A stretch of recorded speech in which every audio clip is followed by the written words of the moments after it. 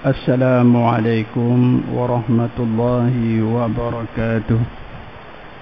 Ila hadratan nabiyina Muhammadin Mustafa Rasulillah sallallahu alaihi wasallam wa likulli arwahi abaina wa li ummahatina wa li jami'il muslimina wal muslimat sya'ulahumul Fatihah. A'udzu billahi minasy syaithanir rajim. Bismillahirrahmanirrahim. Alhamdulillahi rabbil alamin arrahmanir rahim maliki yaumiddin. Iyyaka na'budu wa iyyaka nasta'in. Ihdinas siratal mustaqim. Siratal ladzina an'amta 'alaihim ghairil maghdubi 'alaihim waladdallin. Amin. A'udzu billahi minasy syaithanir rajim. Bismillahirrahmanirrahim. Yarfa'illahu alladhina amanu minkum walladhina utul ilma darajat. Sadaqallahul azim. Wa qala nabiyuna Muhammadin sallallahu alaihi wasallam, talabul ilmi fariidatun ala kulli muslim. Sadaqa Rasulullah. Alhamdulillahi rabbil alamin wa bihi nasta'in ala umuri dunya waddin. Salatan wa salaman ala rasulihil karim wa ala alihi wa sahbihi ajma'in. Subhanaka la ilma lana illa ma 'allamtana innaka antal alimul hakim. Rabbi shrah li sadri wa yassir li amri wahlul 'uqdatam min lisani yafqahu qawli. Tuan-tuan rahmati Allah, kita mulakan pengajian kita kitab Riyadhus Shalihin sekejap. Ya, muka surat 80. Babun ta'jilul qada ad-daini 'anil mayyiti wal badirah ila tajhiz illa an yamuta faj'ah fi yatraku hatta yatayaqqanu mautahu. Maksudnya, bab dituntut menyegerakan membayar hutang bagi pihak orang yang meninggal dunia. Kalau hutang itu masih ada lagi, maknanya masih ada berbaki dan tak dibayarnya, maka waris kena bayar. Ataupun mula-mula kita gunakan duit baki yang ada. Berapa duit yang ditinggalkan oleh si mati, duit itu digunakan untuk bayar hutang. Urusan hutang ni penting. Dan segerakan untuk menyelenggarakan jenazahnya. Ya, mayat bila mana dah meninggal dunia, maka segerakan urusan dia.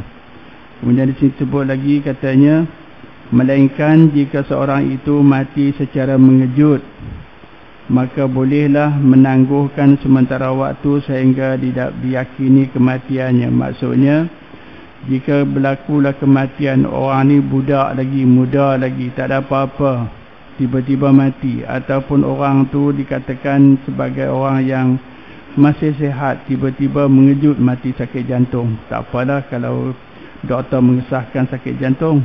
Tapi kalau tak ada lagi, tidak pengesahan doktor, maka polis selalunya dia akan minta supaya dibawa ke hospital untuk mendapatkan kajian daripada doktor dulu. Surat daripada doktor mengesahkan tentang kematian itu. Dan kalau sekiranya orang ni terlibat dengan COVID, sedangkan dia tidak ada langsung vaksin, maka dia kena denda. Urusan untuk bila doktor mengatakan dia ni ada disyaki terlibat dengan COVID, maka perlu bedah siasat. Maka bila dibedah siasat itu, lalunya dibedah kawasan paru-paru dia atau jantung, akan dilihat, dan di situ nanti dia kena bayar. Waris kena bayar kepada hospital, sebab mereka tidak menggunakan vaksin yang disediakan, masih tidak mahu, maka kenalah bayar. Itulah ceritanya. Sebanyak berapa? Lebih kurang RM600 atau RM800, saya ingat.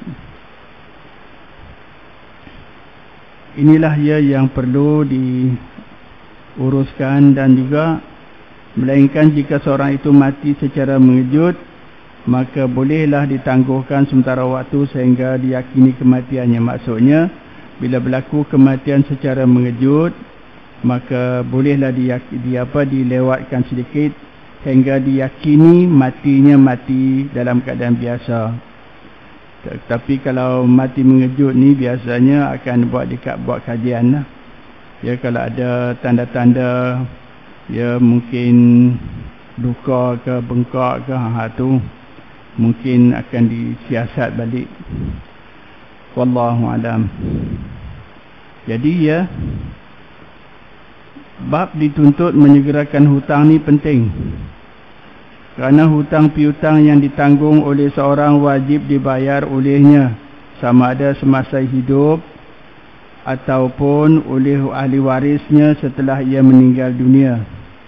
Roh orang yang mati dengan tidak membayar hutangnya akan terapung-apung, terawang-awang, iaitu tidak dapat ditentukan sama ada dapat diberi rahmat Allah ataupun disiksa di dalam kuburnya, melainkan setelah dibayar oleh warisnya yang masih hidup.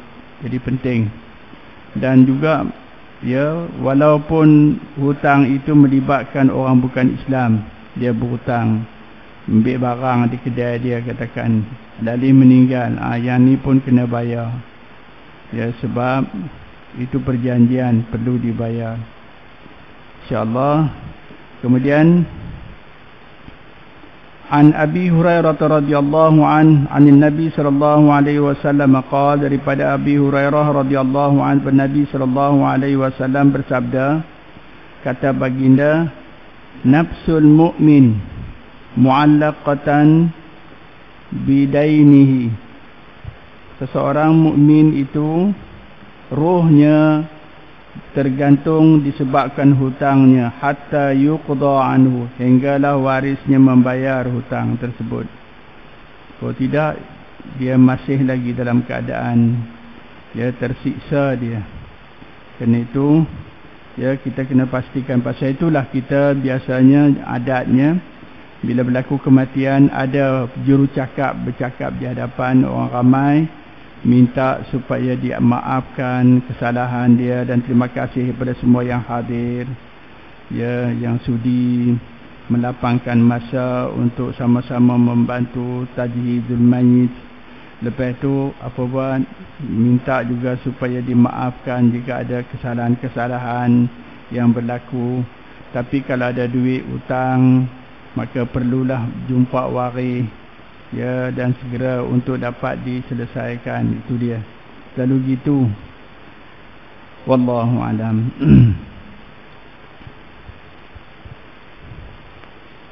Pengajaran hadis, roh seseorang mukmin yang telah meninggal dunia akan tergantung-gantung, iaitu tidak dapat ditentukan sama ada dia mendapat rahmat Allah atau siksa, melainkan hutang piutangnya itu dibayar oleh ahli keluarganya yang masih hidup. Jadi ya, keluarganya kenalah pakat untuk membayar, ataupun kawan-kawan ke, jiran, tetangga ke, bolehlah pakat. Kalau banyak hutangnya tu perlu dibantu untuk dibayar ya hutang tersebut. Inilah ya yang perlu diuruskan. Kemudian yang kedua, Islam sangat menggalakkan akan umatnya menjauhkan diri daripada berhutang dan sentiasa berdoa, ya, agar tidak diberati dengan hutang piutang, supaya mereka dapat hidup dalam keadaan tenteram, supaya jangan dikejar oleh hutang. Ini dia. Dalam pada itu juga perlu juga kita fahami bahawa ya, kalau sekiranya berlakulah macam ini, maka waris ya kena cari jalan untuk membantu membayar hutang dia. Terutama tengok duit dia, baki-baki duit yang ada berapa dalam bank, berapa apa semua. Itu dulu urusan hutang dia kepada Allah, hutang dia kepada manusia. Hutangnya kepada manusia itulah dia barang-barang, mungkin di kedai, mungkin sebagainya ke kawan. Dan juga kita kalau bagi hutang pada orang macam ini, janji Allah dalam Quran satu muka surat. Satu muka surat ya, daripada atas sampai ke bawah, tidak ada titik apa-apa, tidak ada bulat. Semua tu kalau kita baca ayat tu, kita kena baca sampai habis satu muka surat tu. Kalau sembahyang lah, kalau kita baca yang tu. Jadi dalam surah tu menceritakan pentingnya kita buat perjanjian. Bila kita nak bagi hutang ke orang, buat janji. Saksi kena ada, apa semua, itu biasalah. Ya, jadi barulah dianggap sebagai sempurna. Lepas tu kita pula di segi keduniaan ni kena juga jumpa bahagian ya rubber stamp ataupun cop mohon daripada pihak ya cukai stamp supaya laku. Kalau tidak nanti bawa mahkamah tak laku surat tu. Jadi penting juga yang tu pun. Jadi kalau dah dapat stamp cop tadi, selamatlah. Ya. Kemudian dalam pada itu juga si piutang yang bagi hutang ni kena tengok dulu. Kalau dia tak mampu bagi bayar dan dia menampak dan memang tak ada, maka lebih baik baginya supaya dihalalkan saja. Tak payah terima apa-apa, terus saja katakan aku halalkan. Ya, itu saja. Jumpa dia terus bagi tahu gitu. Itu yang lebih baik. Ya, Islam dia mengajak macam tu. Ditulis di pintu syurga dalam Isra dan Mi'raj Nabi sallallahu alaihi wasallam. Orang yang bersedekah panggunya dapat 10 kebajikan. Tapi orang yang bagi hutang dapat 18 kebajikan. Kenapa lebih? Ini lebih itu pasal bukan saja dia bagi hutang dapat balik duit, tapi mungkin tak dapat duit langsung, tu bagi saja semua.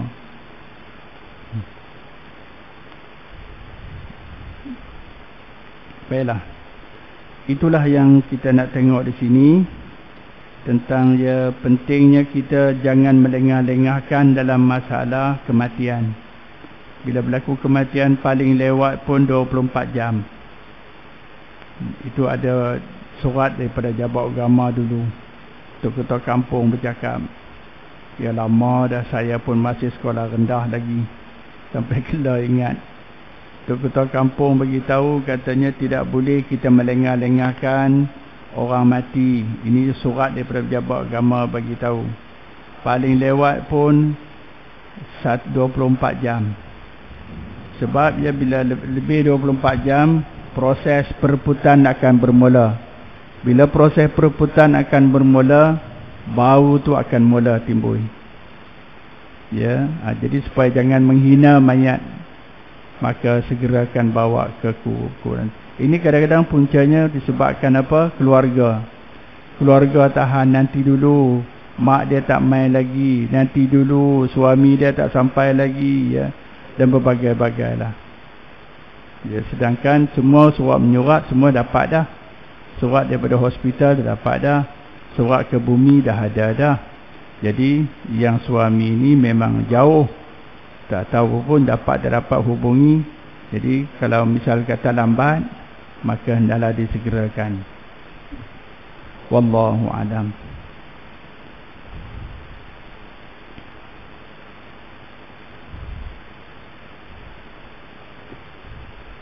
قال المؤلف رحمه الله سبحانه وتعالى ونفعنا بعلومه في الدارين آمنين 320. Betul ya, 320. Masalah 320, bersentuh laki-laki dan perempuan. Ya, bersentuh laki-laki dan perempuan tanpa berlapik. Bersentuh kulit sama kulit. Tapi kalau sentuh kulit dengan kuku, kulit dengan rambut, kulit dengan gigi, tak batal. Ya, dia kulit dengan kulit baru batal. Baik. Bersentuh laki-laki dan perempuan kata Imam Syafi'i dalam kitab Kemudian daripada telah didatangkannya dalil Quran yang menunjukkan batal air sembahyang manakala bersentuh kulit laki-laki dan perempuan. Ini jelas dalam Quran sebut aula mastumun nisa. Ya, aula mastumun nisa fatayammamu fa in lam tajidu ma'an fatayammamu sa'idan thayyiba. Atau kamu menyentuh perempuan dan kamu tidak menjumpai air, maka bertayamumlah kamu dengan tanah yang suci. Itu memang jelas dalam Quran menyebut minta supaya kita bersuci juga sebelum kita nak sembahyang. Jadi sucinya disebabkan air tak ada, boleh ganti dengan tayamum.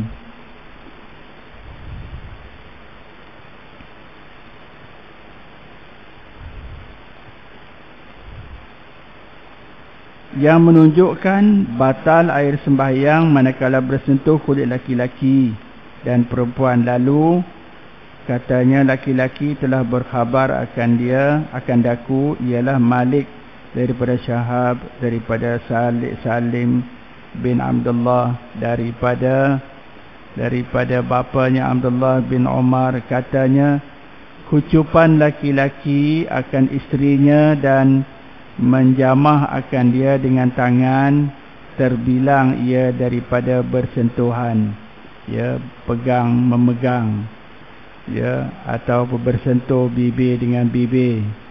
Ya, jawabnya yang ni dianggap sebagai sentuhan dan membatalkan air sembahyang. Jika barang siapa mengucup isterinya atau menjamah akan dia dengan tangannya, maka wajib atasnya berwuduk manakala hendaklah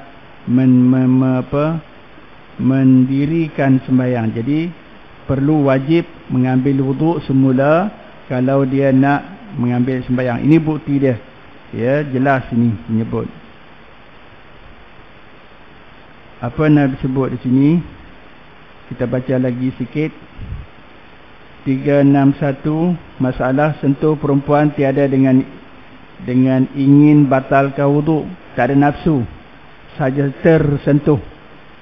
Ya, ataupun sentuh tak ada apa-apa, tak ada syahwat, tak ada. Dia kalau sentuh perempuan ni, dia sentuh perempuan walaupun dia umur baru 7 tahun, tapi lawa, comel kata budak tu. Geram tengok dia. Oh, geram masa nak peluk dia terus. Yang itu batal wuduk kalau sentuh. Ya. Walaupun dia umur 7 tahun. Baiklah, terbalik. Kata Syafi'i, dan apabila menjamah laki-laki dengan tangannya kepada isterinya atau dengan setengah jasadnya kepada setengah jasad isterinya dengan tiada lapik, dengan syahwat, yakni keinginan, atau tiada syahwat. Ini Imam Syafi'i kata ni, dia keinginan ke atau tiada syahwat, tiada keinginan ke, wajiblah atas keduanya wuduk, ambil sembahyang kena. Sentuh tak kira dia ada nafsu, ada tak ada nafsu. Jawabnya batal wuduk. Jadi kalau macam ni, kalau tersentuh pun walaupun dah nafsu, batal. Yang ni ya, bagaimana orang yang nak tawaf di Kaabah. Ada satu pendapat daripada tabung haji buat kajian daripada kitab Anak Murid Imam Syafi'i, mengatakan bahawa bila kita turun saja daripada hotel, dan kita berjalan pergi atau berjalan ke, naik kereta ke apa ke, ya, jika berlaku sentuhan, ya, tanpa nafsu, tidak batal masa tu sehinggalah selesai tawaf. Jadi proses daripada turun hotel sampai ke sampai ke Kaabah dan keliling tawaf tak batal kalau sentuh. Tapi kalau terkentut, kena ambil wuduk lain. Ya, itu lain. Ada ya kawan saya, kesian dia. Sebab apa? Dia tak boleh tahan. Sesaat kentut. Dia kata Allah batal pula, kentut pula, tengok patah balik. Ambil. Tapi senang ambil wuduk. Ada tempat, tahu tempat dia, senang dah. Air zam-zam ada situ, ada cauk, ada kolej. Kita ambil air kolej, basuh muka, selesai semua, api masuk balik. Ya. basuh muka, basuh tangan, sapu rambut, ya, dan betul sapu telinga, betul basuh kaki. Boleh buat, senang tu.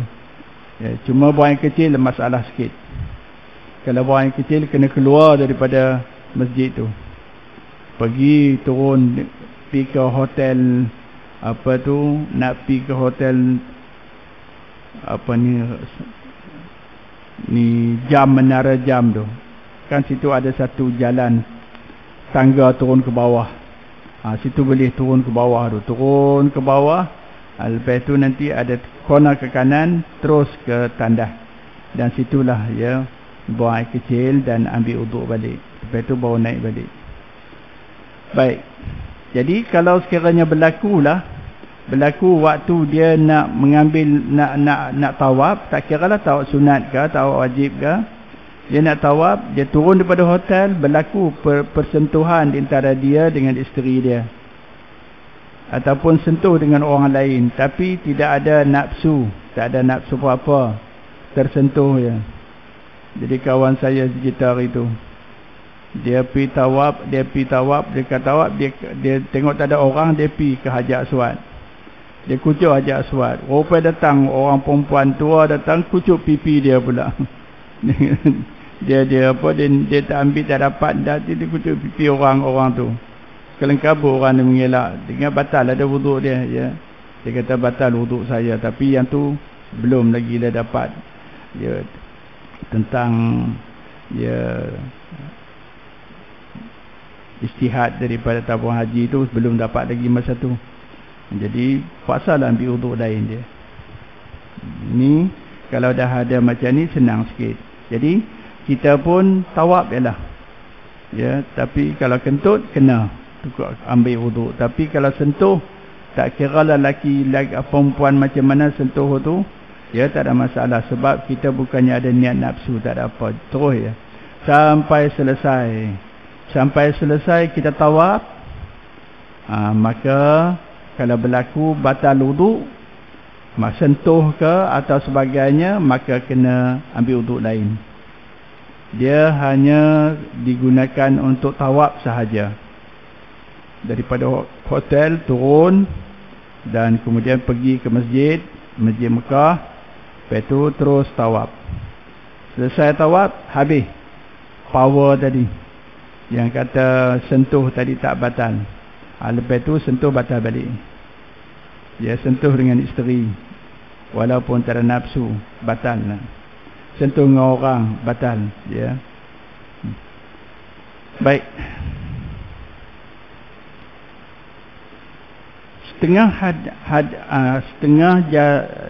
Jasadnya kepada setengah jasad isterinya tadi baca, dengan tiada lapik, dengan syahwat yang ingin atau tiada syahwat, wajiblah atas keduanya wudu. Ini Imam Syafi'i.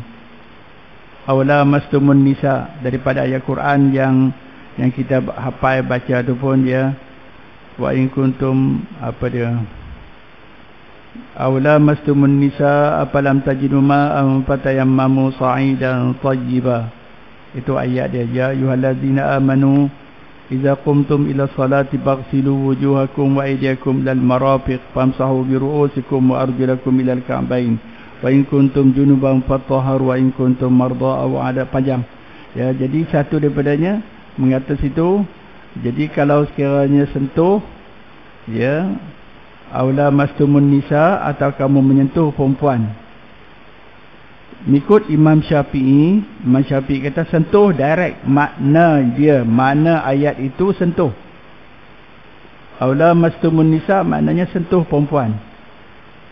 Jadi sentuh ni, ya, kulit sama kulit. Kalau kulit dengan rambut tak batal, kulit dengan gigi tak batal, kulit dengan kuku tak batal. Lain daripada tiga ni batal. Dan tak berlapik. Kulit tu tidak berlapik. Kalau berlapik ada macam ni kain, ada sentuh macam ni, tak ada apa-apa lah. Ya, gitu ceritanya. Jadi bila sentuh saja batal wuduk. Ya, kena ambil wuduk lain. Tapi kalau tadi nak pi mana, nak pi tawaf, ya, sampai selesai tawaf barulah hukuman Imam Syafi'i ini datang balik. Sentuh batal. Inilah yang dipakai sekarang. Jadi nak mudahkan orang menunaikan ibadah supaya tidak kesukaran. Dan begitu juga jika menyentuh isterinya akan dia. Wajiblah juga kedua laki isterinya wudu. Mana suami isteri. Suami ke sentuh isteri, isteri ke sentuh suami, dua-dua kena ambil wudu lain, wajib. Tak kisah dah, sama ada mungkin nak apa? Nak tawaf ke, nak apa ke, atau kalau ikut undang-undang dia macam tu. Tetapi ada satu buku yang diterangkan oleh tabung haji, dibolehkan, diharuskan. Baik. Tiadalah berkecuali barang mana badan keduanya bersentuh kulitnya kepada isterinya atau kulit isterinya kepada suaminya, nescaya wajib belaka wudu. Asal sentuh saja kena lah, wajib mengambil air sembahyang. Ini jelas ya, daripada hadis Nabi SAW dah ada. Baik. 322. Masalah menyentuh rambut isteri, batalkah wudu'nya? Tadi saya terangkan dah. Kata Imam Syafi'i, jika menjamah seorang dengan tangannya kepada rambut isterinya dan tiada bersentuh dengan kulitnya, maka tiada wudu atasnya. Tiadalah wudu atasnya. Tak payah ambil wudu, maksudnya tak batal wudu dia. Ya, kalau misal kata sentuh tangan dengan rambut, tak apa.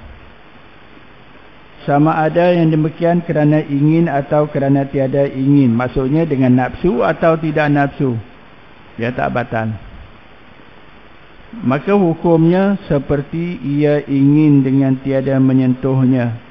Seperti ia ingin dengan tiada menyentuhnya. Ya. Baik, maka tiada wajib atasnya wudu. Tak wajib wudu.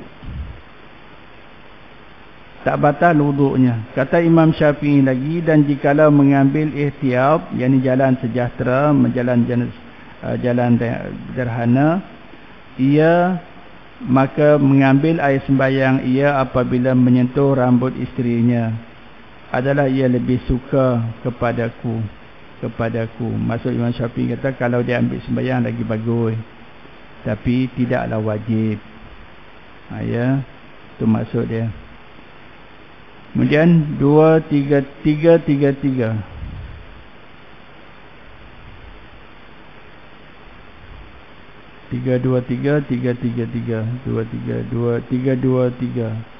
Apa ni? Tak apalah. Masalah menyentuh isteri dengan berlapik.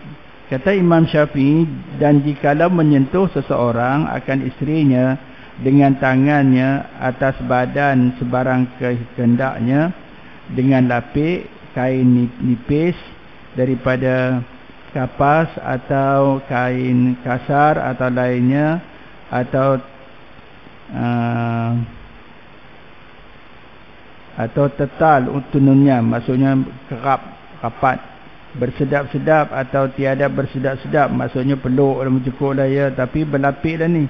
Dan memperbuat isteri akan demikian, itu juga nescaya tiadalah wajib wudu seorang daripada keduanya. Ya, tak payah ambil wudu kalau tidak sentuh kulit. Ya, sebab ada kain lapik tadi. Kerana tiap-tiap daripada keduanya tiada menyentuh tolannya, hanya sahaja menyentuh ia akan kain tolannya. Jadi kain dia tak apalah. Ya, tidak menyebabkan batal wudu. Bab wudu man alqa warru'af, iaitu bab 324, wudu dan dari sebab muntah dan keluar darah ya di hidung. Ru'af itu ialah darah hidung. Ketahui olehmu kiranya ya saudaraku, adalah seseorang ada wudu, maka muntah ia atau keluar darah hidungnya, maka mengikut mazhab Syafi'i tiada membatalkan ia akan wudu. Tetapi telah didatangkan oleh Tirmizi akan hadis yang menunjukkan muntah itu membatalkan ia akan wudu. Demikian bunyinya hadis itu.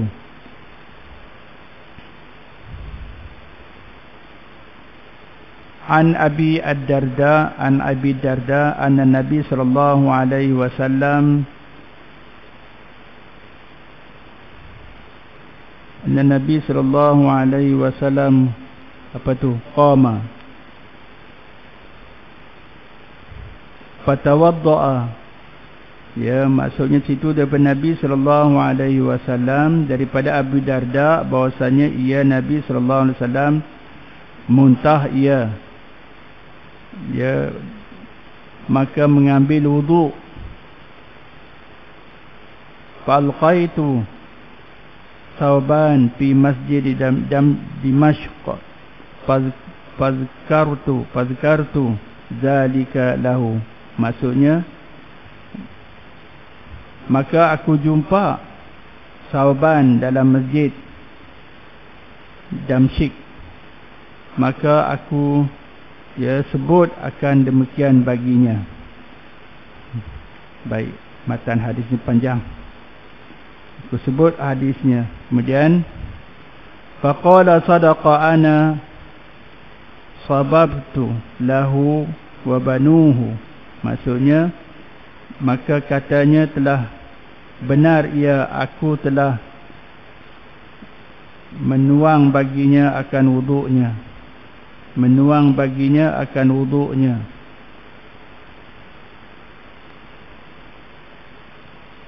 Pemasuk tu ya. Baik, tak apa, kita sambung lagi.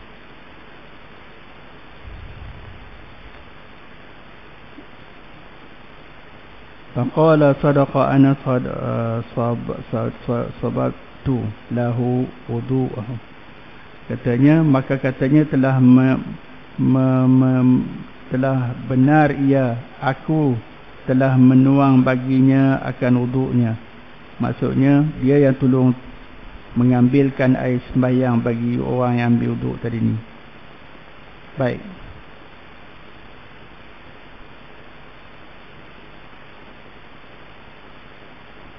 sambung balik bacaan tadi itu, huraian dia dulu.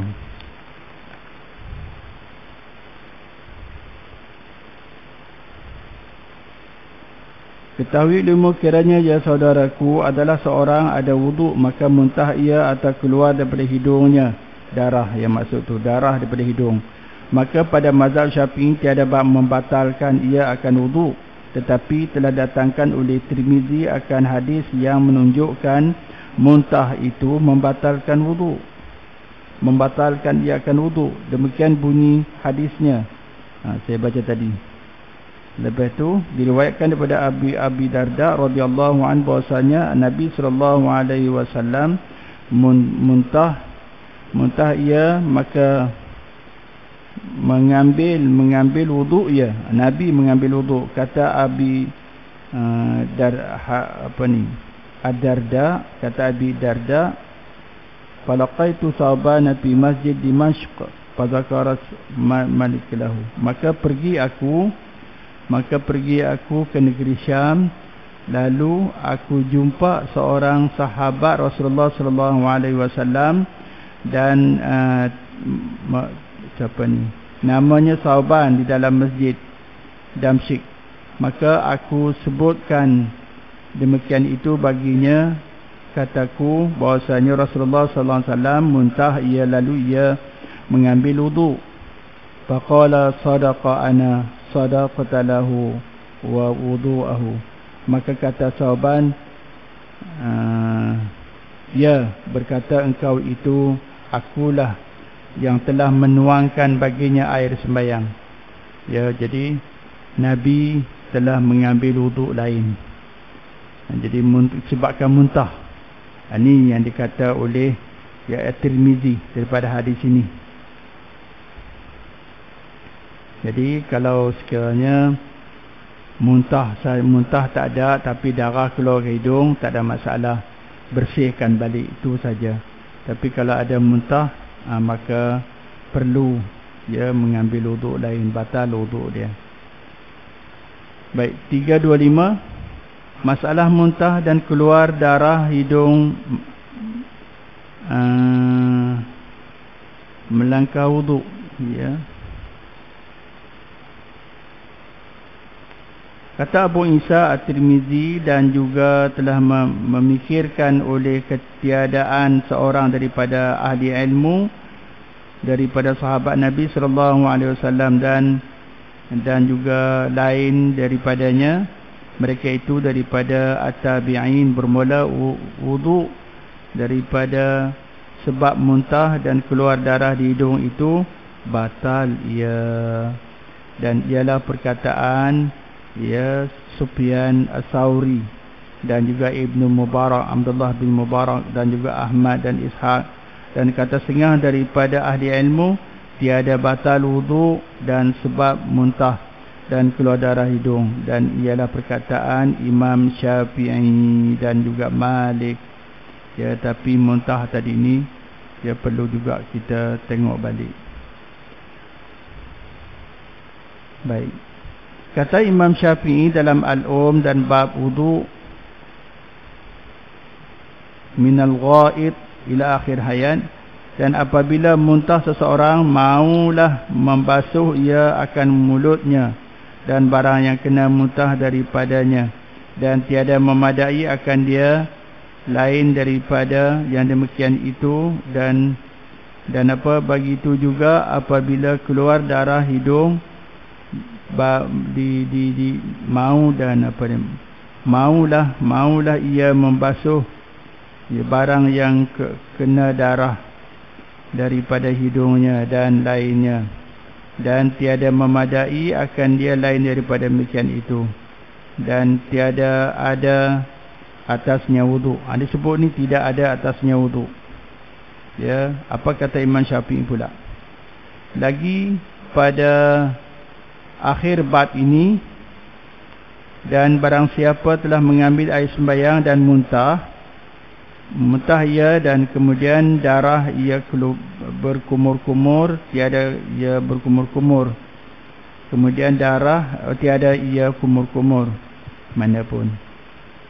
Baik, muntah saja, mengambil air sembahyang dan muntah ia, kemudian tiada ia berkumur-kumur, atau sudah mengambil air sembahyang dan keluar darah hidungnya, kemudian tiada membasuh ia akan barang yang kena darah daripadanya, nescaya mengulang ia akan sembahyang, kemudian daripada berkumur-kumur dan basuh barang yang kena darah daripadanya apabila ia sembahyang dengan demikian, kerana ia telah sembahyang ia dan atasnya najis. Bukan ulang sembahyang itu kerana wuduknya batal, tidak, ya. Jadi sini juga menyebut, maksudnya di situ boleh kalau muntah dan darah keluar ke hidung, ya, tak perlu ambil wuduk lain. Tapi nanti banyak lagi, ada lagi huraian dia, kerana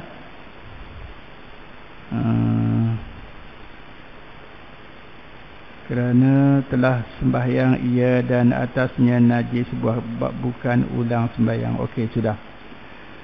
Bab al-wudu minal nabiz, iaitu ni bab wudu minal nabiz, maksud dia dengan air kurma kering. Air kurma kering, ya, yang telah direndam dalam air. Ya, kurma tadi kering, keras, susah nak makan, kurang digigit. Tapi bila kita rendam, ya, dia akan lembut, senang makan. Itu tujuan. Jadi bagaimana dengan air kurma tu? Boleh tak kita gunakan untuk dijadikan sebagai air sembahyang? Ya, kita tak minum air dia tu. Tapi kalau kita buat sendiri di rumah, kita memang ya, tapi cara dia, kita buka Ya, kita belah dia, belah 2 atau belah 4. Lepas tu kita buang biji dia. Lepas tu kita basuh bersih. Lepas tu kita masukkan dalam ya balang ataupun dalam jug, dan air pun banyak situ. Memang sedap. Ya, buh dalam peti ais, simpan dalam peti ais. Ya, lepas tu kita ambil, minum, air tu sedap. Jadi air itu pun dah manis. Kita tak gula pun, dia dah manis dah. Dan kurma tadi pun kira dah tawar dah. Bila kita makan hampas dia tu, kurang dah sedap dia, sebab air tu dah jadi manis. Jadi sekarang ni air itu bukannya untuk diminum, air itu nak digunakan untuk mengambil air sembahyang. Macam mana hukum dia? Pada menyatakan air sembahyang dengan air nabis, ketahuilah kiranya ya saudaraku, adalah air nabis itu ialah buah tamar atau kismis. Kismis dia juga, tamar pun boleh, kismis pun buah macam tu ya. Kemudian dan sebagainya, seumpamanya direndam ke dalam air supaya keluar manisnya. Ni nampak, keluar manisnya kepada air. Jadi air tu memang manis. Maka air inilah yang diperbuatkan air sembahyang. Jadikan sembahyang dengannya atas kata setengah ulama. Ya, adapun pada mazhab Syafi'i tiada sah mengambil air sembahyang dengannya. Mana sah air itu jadi manis. Jadi kalau kita nak ambil wudu, air itu tidak manis. Ini air itu dah bercampur dengan kurma. Air itu dah bercampur dengan kismis, menyebabkan dia manis sikit. Jadi kalau dah manis macam tu, memang tak sesuai dah. Sama ada sedikit atau banyak. Sedikit katakan 1 jug. Banyak macam kolah kita tu, penuh, kita bubuh 1 guni kurma dalam dia. Ya, kurma kering.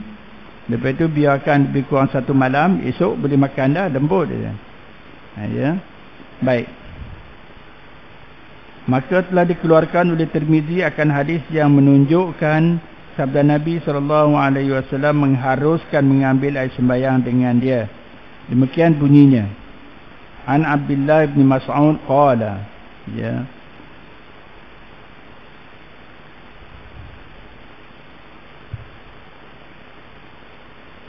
su'ila Nabi sallallahu alaihi wasallam fi adawatik faqultu nu'idu faqala taraddud alaihi iyyahu fani tahurun qala fatawadda'a anhu.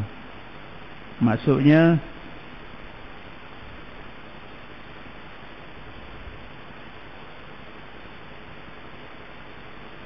telah bertanya kepada Sa'ulani, telah bertanya kepadaku oleh Nabi sallallahu alaihi wasallam,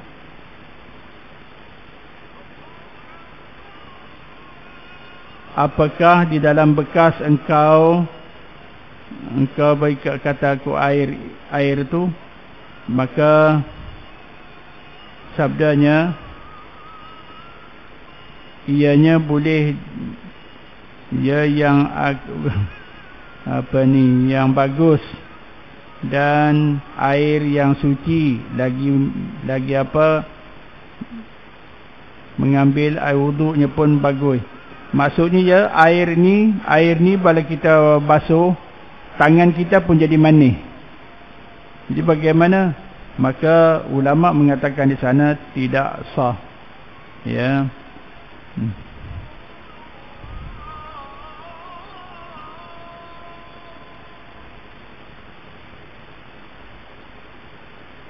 Wallahu a'lam.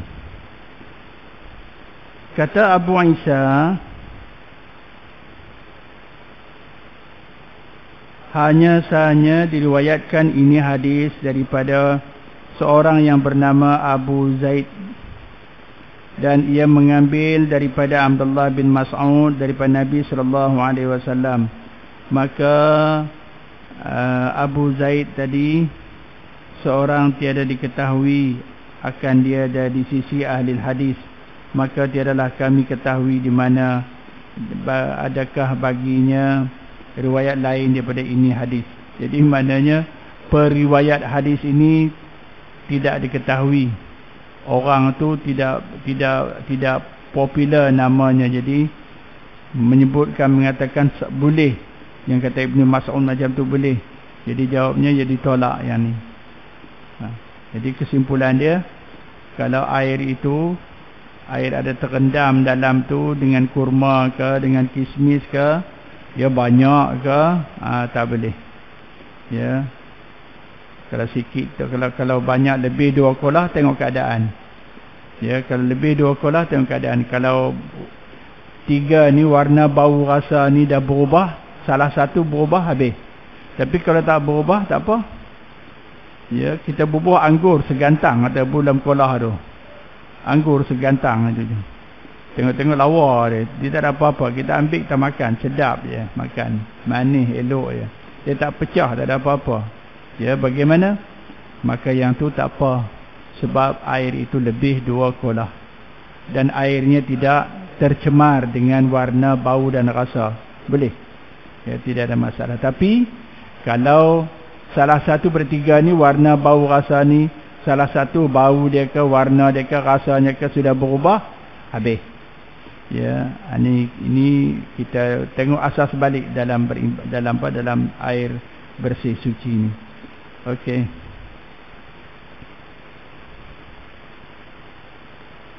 Tiga, 2, 7.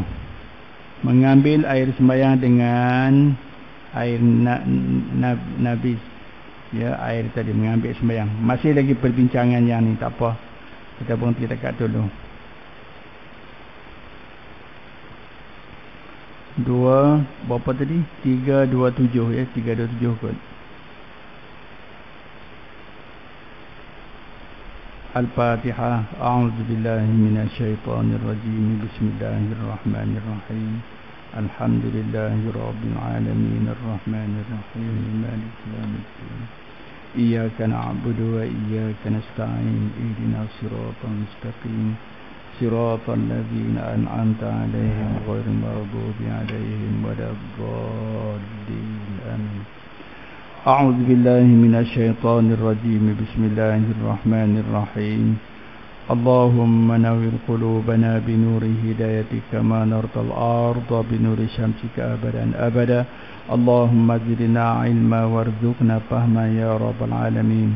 Wa sallallahu alaihi walhamdulillahi rabbil alamin. Subhanallah wa bihamdihi, subhanakallahumma bihamdik, ashhadu an la ilaha illa anta, astaghfiruka wa atubu ilaik.